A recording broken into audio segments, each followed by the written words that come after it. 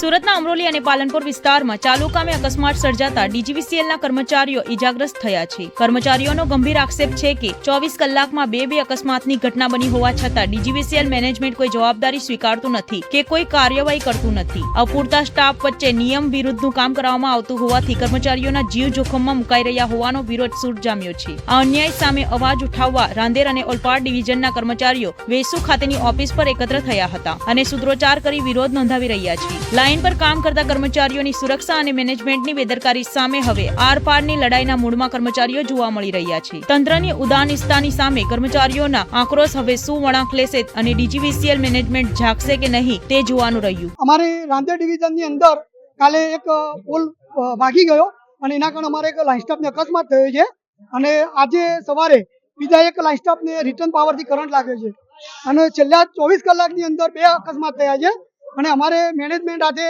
વારાફરતી બહુ વખત રજૂઆત થઈ છે કે ભાઈ ટેકનિકલ કર્મચારીના અકસ્માત રોકવા માટે પગલાં ભરવામાં આવે, પણ અમારી કંપનીનો ઝીરો એક્સિડન્ટનો ગોલ છે પણ એ ખાલી કાગળ ઉપર જ છે.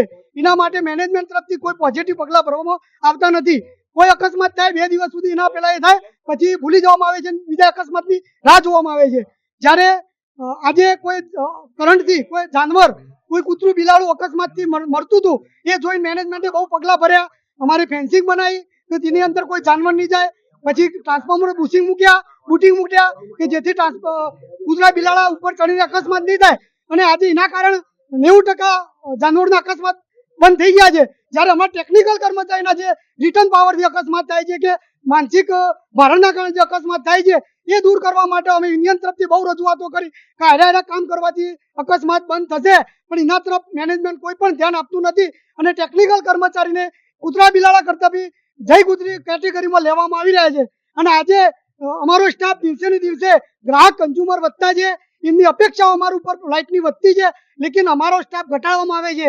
ફાયરની અંદર વર્ષની અંદર એક જ જો ફાયરનો કોલ આવતો હોય તો બી એનો સ્ટાફ ઘટાડવામાં નથી આવતો. જ્યારે અમે 24 કલાક અમારું કામ કરતા છે તો બી રાંદેરની અંદર કામ નથી કરીને અમારી 16 પોસ્ટોને ડાયવર્ટ કરી દેવામાં આવી છે.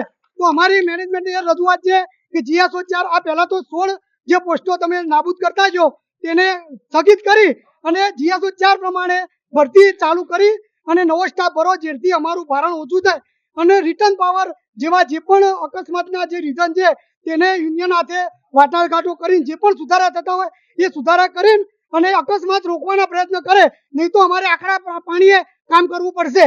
આ અમારી વોર્નિંગ છે.